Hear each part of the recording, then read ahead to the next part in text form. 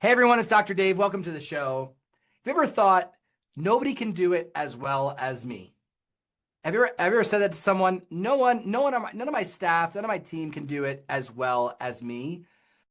You've identified the reason why you're still trapped in your practice. And I'm going to talk to you about how to transition authority to the team, not abdicate to the team, not say, hey, take over this task, but transition authority over to the team. This is one of the biggest reasons and the biggest struggles that chiropractors and practices work with is the team member taking on tasks and processes that you've been doing and doing them not just as well as you, but better than you. And it's this idea of, I got to do it all myself, right? Or, this is just too hard. I'm just going to do it myself, right? And we have this belief that, well, I can train them for a week and they should get it, right? Or, why is my associate not closing or converting new patients?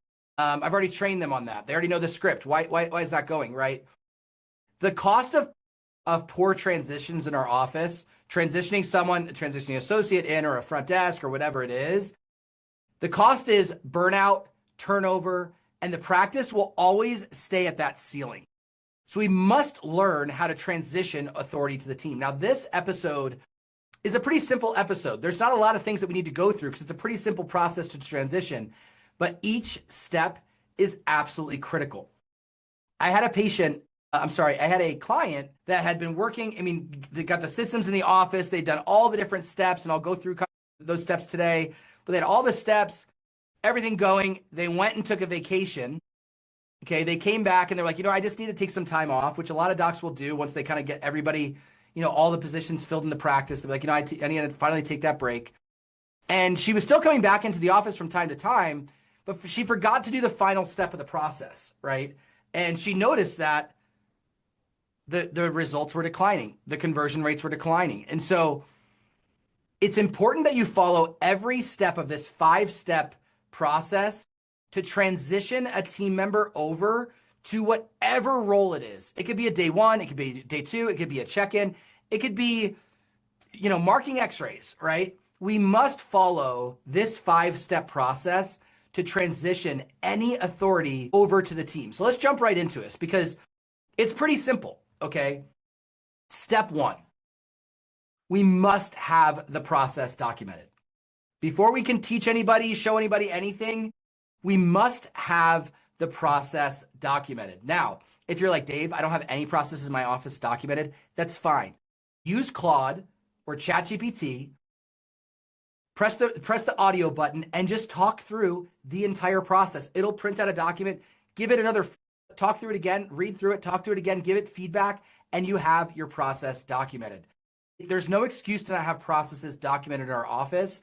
And if we don't have a process, then it's like, we're just kind of throwing stuff out there and they have to kind of guess. If we're not there, they don't know the process that we have to go through, right? And so you want to make sure that you're documenting every single step in the process, the key deadlines, timing requirements, quality standards, common challenges that you see, solutions to those challenges, variations, screenshots, if we need to use screenshots, if it's a process for software, who's responsible for it, right?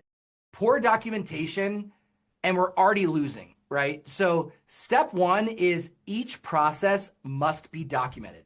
I like to think about the process of, I like to start off with, from the moment that there's a scheduling call for a new patient, all the way through to a patient signing up for lifestyle care. We should have processes for each of those steps. We should have a process for the tour. Here's how the tour happens in our office. We had a process in our office for how you welcome people into the front door, right? Be off the phone, look them in the eyes, say their name, and say they're in the right place. We had a process for it, right? Super important. I don't want to float over this one. We must make sure that the process is completely documented. I see people that are hiring new team members for processes that they don't even have documented yet, right? And it's like, we're documenting them or creating them as they're trying to figure it out. And we're wondering why we have issues when we step out of those processes, okay? Number 1, we must document the process. Step 2, I do, you watch, okay? So step 2 is all about demonstration. We have the process.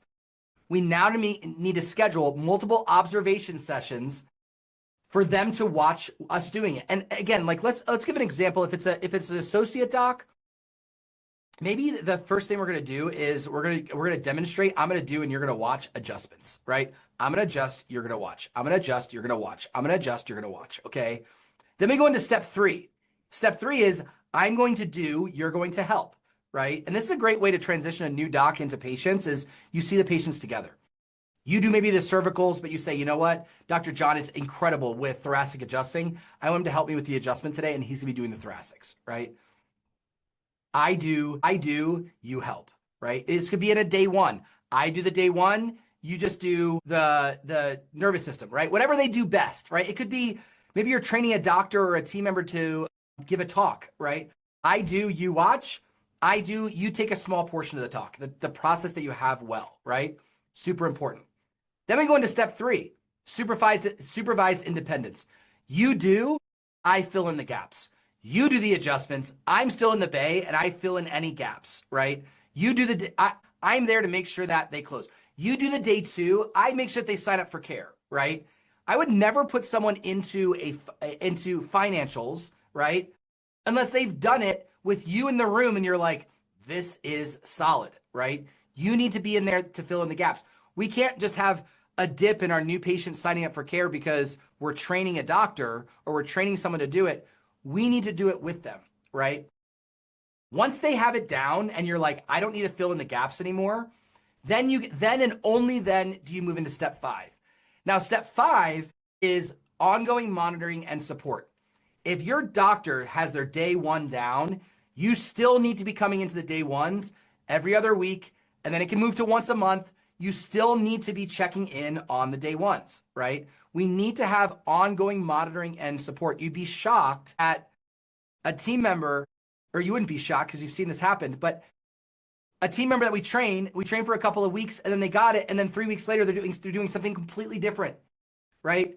It requires more than just a week or 2 weeks or 3 weeks of quick training. We need to be able to have this 5-step process. I'm going to go through it again because it's that important. And then I'm going to give you the one secret piece that makes this all come together. Okay. So step 1, we need to document the process. Every process in our office must be documented. Step 2, I do, you watch, right? And it doesn't necessarily always need to be you. It might be you bring on another front desk, and the current front desk is going to move into the back office, or they're leaving. They do it. They do the scheduling call. The other person listens in, okay? I do, you watch. Step 3, I do, you help. I do it, you do a portion of it, right? And you can, and again, this kind of works in a process, right? So I do, you help over time. Okay, I do, you're going to help a little bit more. I do, you're going to help a little bit more. Okay, you have this down. Let's move into step 4. You're going to do this. I'm going to fill in the gaps. You're going to do this. I'm going to play back out. You're going to do the financial. I'm going to fill in. I'm going to play support. Okay. And then level 5, once you've got it down, once that person has got it down, you're like, I don't need to be in this room. Then 1 to 2 weeks after transition, you're dropping in, right? Then every 4 weeks after the transition, once they still got it down, this is that step that I was talking about in that earlier example where they missed this step. It's such a key step for the practice to continue to operate at that level is we must give them ongoing monitoring and support. Now, I said I would give you the secret sauce. The secret sauce to this process going really well, and I'm going to give one and then a bonus, but the secret sauce is what I like to call pocket coaching, okay? So starting off right at step 2 where I'm doing and you watch, after each of those interactions, I want you to pull that person aside for 1 to 5 minutes and say, did you notice how I did this? How did you think that went? What were your thoughts on that, right? Pocket coaching. 1 minute, 2 minutes, 3 minutes. The majority of this process is going to be pocket coaching, right? Because I do and you watch and then just go right back into the next thing. We must learn from everything, right? Some of you guys know I'm a pilot. And when we're flying and we're training, we fly together, we do it, and then we debrief. After every flight, we debrief. After every exercise that you do, you need to do a quick debrief. Now, every once in a while, the office might be slammed. You need to go back to doing what you were doing.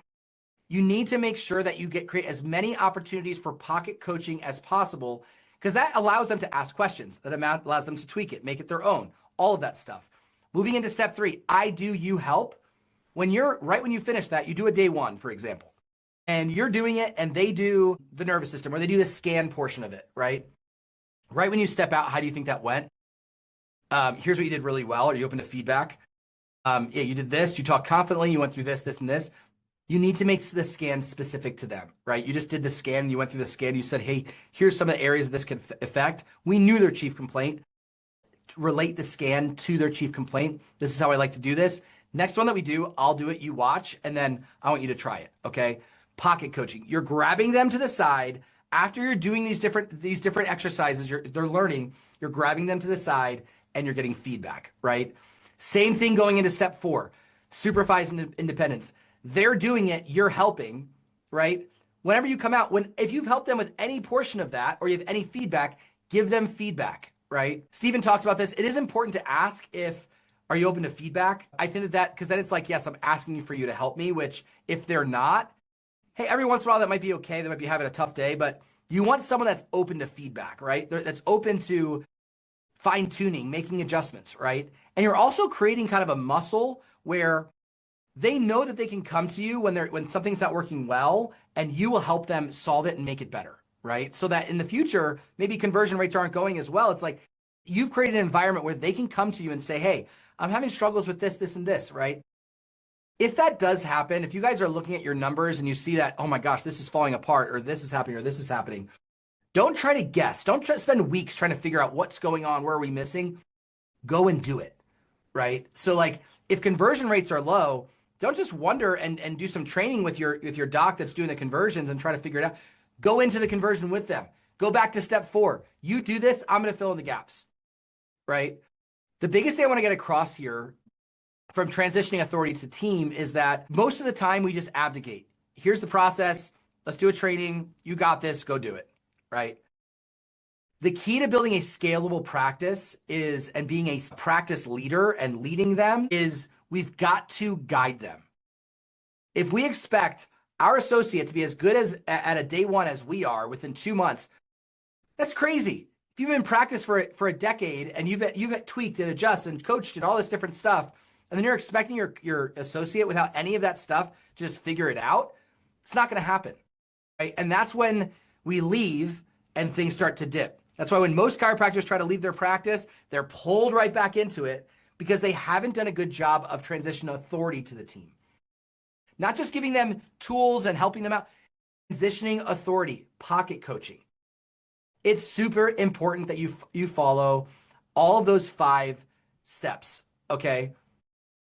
A couple of mindset shifts. I like to end these podcasts with mindset shifts. This is a shorter episode today, but I got some good mindset shifts that I want you guys to be thinking about.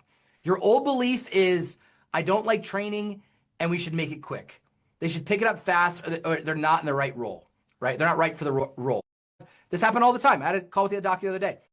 Man, we have this new associate. They're just not doing the day 1s very well, right? We're not getting a lot of day 1s to show up to day 2. How long have they been there? 2 months. Have you trained them? Have you taken them through this process? Mastery takes time. Your new belief needs to be mastery takes time. I am building something long-term. I'm building someone who will eventually perform this at my level, if not better. And that's going to require a systematic transfer over months. We talked about that Bill Gates quote. Again, I'm not going to talk about Bill Gates as a human being. I'm not a huge fan of him, but he has some good quotes. We overestimate what we can accomplish in a year, and we underestimate what we can accomplish in 10 years. And we spend all this time, right, trying to find the person, fill him in, get him out. Find the person, fill him in, step away. We've got to go deeper in before we can take a significant step back. And that requires mastery, and mastery takes time. And like I said, we spend years and years, decades mastering our craft, and then we expect our doctors to come in and just figure it out in days. It's not going to happen. We expect our staff to come in and figure it out in days. It's not going to happen. Training and mastery is something that we will be doing. If your practice is a scalable practice, you'll be doing this over and over and over again for many years to come. It's really the only thing that you still do once the practice is completely taken over once the team completely runs the practice, is you're still helping them with mastery. Another shift as well is, I think sometimes we get the question of, I just need better people, Dave. I'm hearing this. And in reality, and we've talked about this in other episodes, you need better systems for developing people. You don't need better people. You need better systems for developing people. You're expecting them to pick up on a process that's not even documented and then giving it to them and hoping that they pick it up and then you just step away, right? We need to have a better system for developing people. The biggest thing I can say for this system is the pocket coaching system. Having a pocket coaching system for developing people. When you come into your office, when you go into your office the next day after you listen to this episode, I want you to go into the office and be thinking about, I'm going to go in, I'm going to practice, but I'm also going to spend as much time as possible developing my team, right? What systems are we weak in? Is there a process? Have I gone through these 5 steps with them? I haven't. Sometimes for some of you, you might have to take away a process from someone for a season. Maybe it's a doctor that's doing terrible with their day 2s and do it with them for a season again to get it dialed in, okay? Authority transfer takes 8 to 12 weeks minimum upfront, but it leads to years of freedom, right? Authority transfer, it's an investment up front, but it leads to freedom. It's not your team's capacity. There's so many teams that I see that I'm like, they're like, oh, we're so slammed, we're so busy, we're at capacity. And when I look underneath the hood, there's lack of systems, we're missing a bunch of stuff, we're not being trained, and we're wondering why we're at capacity. Most teams are at 30-40% capacity of what they could be doing, but because we don't train, because we don't have systems, because we don't have a good transfer process, a transition process, the team is just ineffective. You have great people, but they're ineffective, okay? We really need to focus on this transfer process. And the next time you say, nobody can do it as well as me, you're right. Because you haven't given them a structured path to get there. The answer to that question, to nobody can do it as well as me, the answer is you're right. No one else can do it as well as you, as long as there's no path and structure to get them to the point to do it as well as you. So follow these 5 steps. Have the system documented is step 1. Step 2, I do, you watch. Step 3, I do, you help. Step 4, you do, I help. And then step 5, do not forget step 5. Make sure that you're still monitoring your team. You're stepping into a day 1. You're stepping into the day 2. You're stepping into the front desk for a couple hours one day, and you're looking to see, are we doing it how we trained it, how we've practiced it? You'd be shocked, especially docs that step away for a minute. They're always shocked when they come back and they look at it and they're like, this is not how we taught to do it. It's happening that way because we do not have a process of transition. So follow this transition process. As always, I'm going to have a playbook at the bottom of this podcast, and you can follow along as well with that. Start doing this with your team. It's a key thing for you to step in as a practice leader and for the practice to grow without you. Have a great day, guys.